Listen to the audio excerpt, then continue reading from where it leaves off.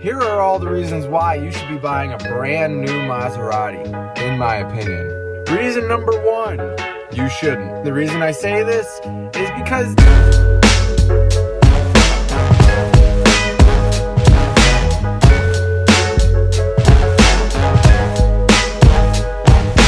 you don't know what I'm looking for. You don't know what I'm looking for. You don't know what I'm looking for. You don't know what I'm looking for. And the reason I say this is because these cars depreciate like no other. I'm currently in a Maserati Quattroporte. As you can see, that's the Maserati logo right there. And although I absolutely adore this car, I love it to death. I actually really like the Maserati brand. I do not think that this Maserati Quattroporte should MSRP at $136,000. Because the current Maserati that I am in is a 2020 Maserati Quattroporte, and it is almost identical to the brand new Maserati Quattroporte, the 2024 model. Now, should you consider getting a Maserati? Maybe. These cars might be for you, but you should not be buying these cars brand new. And I'm going to give you all the reasons why you might want to buy these cars, but do not buy it new. Starting up the car, let's just take a listen.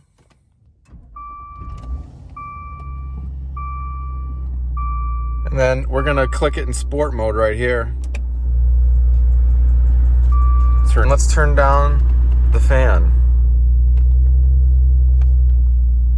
Just listen to this thing.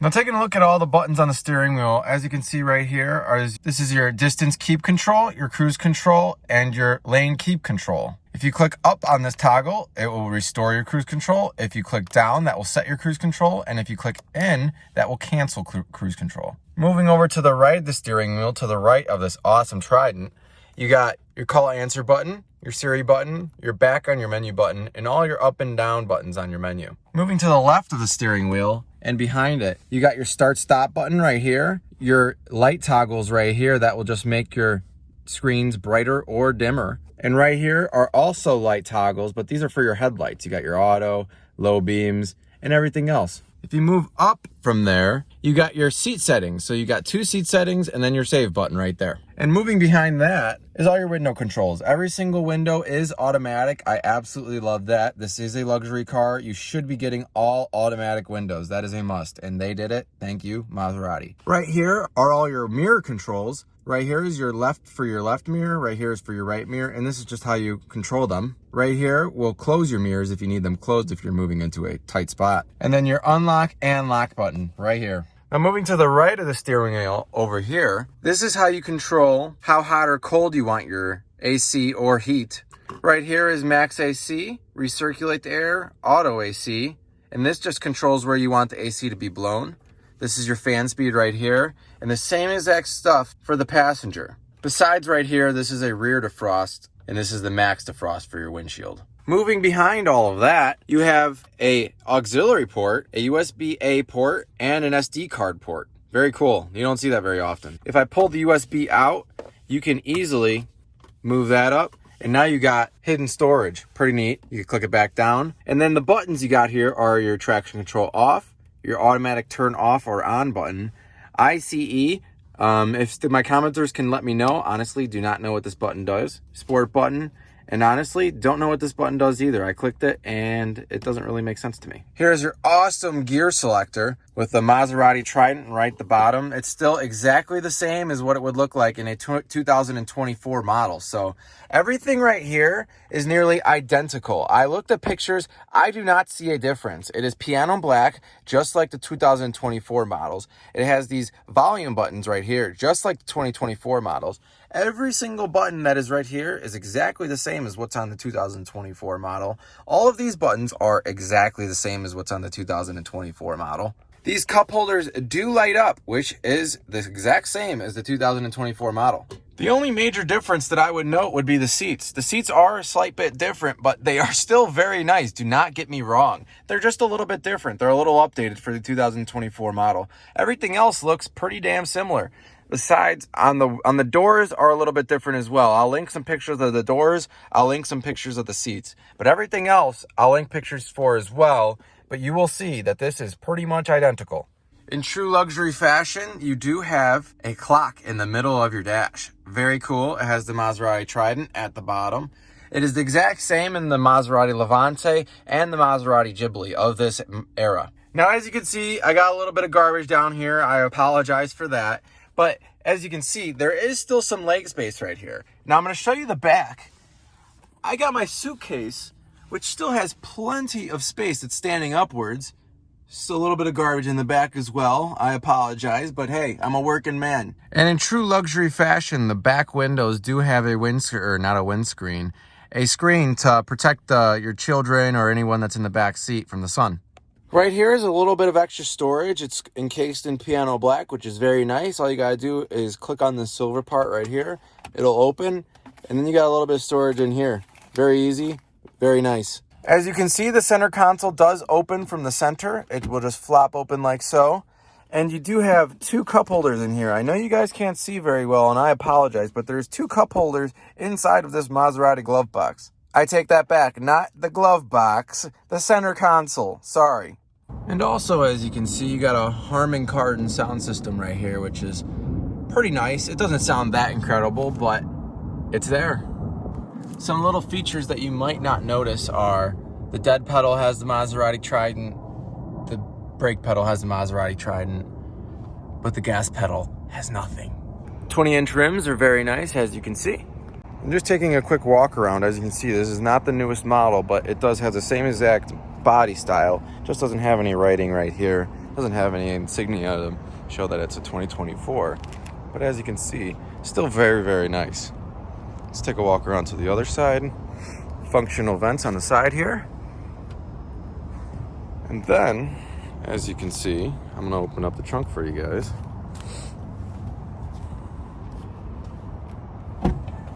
Power trunk. Very, very nice. You got a nice, weird textured mat. It's basically like a foam. You would think it would be a nicer material for a Maserati, but it's basically just a foam material. As you can see, it's not very impressive, but it does have the Maserati Trident, just like everywhere else in the car, and the Maserati written out right on the side. And as you can see, just got to click this button, and that will close the trunk. Now, like I said, this is all up to you guys if you want to buy a Maserati, but I would still never recommend buying the 2024 or whatever the model year is of the newest Maserati. I would never recommend buying one of those. Buy a few years old Maserati. This one is a 2020 with 50,000 miles. And currently on the market, these things are worth roughly $30,000.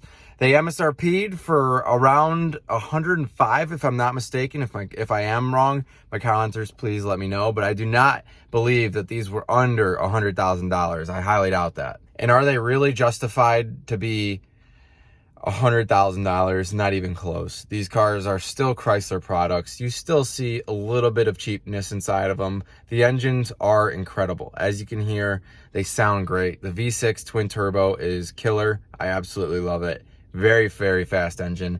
I believe it's the same exact engine that was in the Maserati Ghibli that I drove. I think it was last year.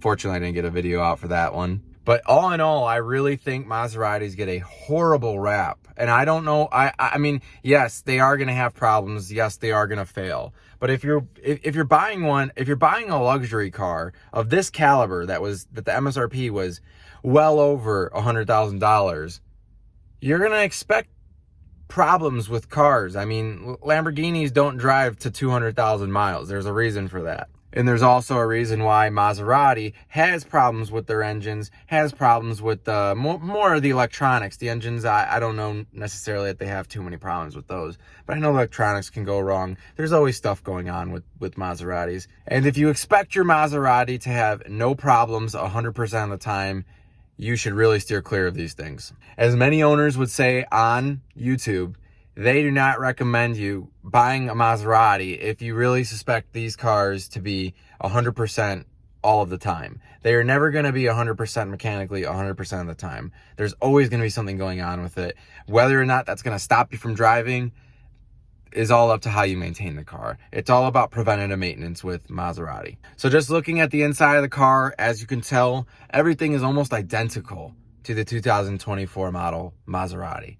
You really don't see too much of a difference. And does that really justify a $100,000 difference between a $30,000 Maserati from 3 years ago or a MSRP of $140,000 for a brand new Maserati that looks almost identical to the one that I am currently driving right now? The Quattroporte is honestly a very killer car. In my eyes, it is one of the most beautiful cars. I've always loved Maserati, and I've always loved the very long cars. I know they're not very sought after, and not a lot of people love them, and a lot of people don't want to take a chance on them. And I recommend that you at least give them a shot, at least try and drive them, maybe take a test drive in one of them. Just try it out. These cars are very cool. They do kind of remind me of a Chrysler 300 on the interior of the car, probably because it's made from the same car manufacturer, but that's a nod to Chrysler. Their 300 is also a very cool car. So if you like what I'm doing, I really appreciate you watching till the end. If you like what I'm doing, please make sure to like, comment, and subscribe. As you know, that helps every YouTuber out. I really don't have too much else to say about the car. I hope you guys will correct me on anything that I said, if I got anything wrong.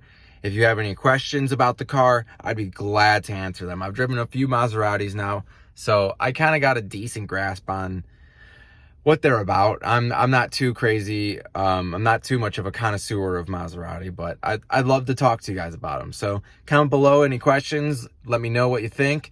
And stay till the end for some hand-selected music by me.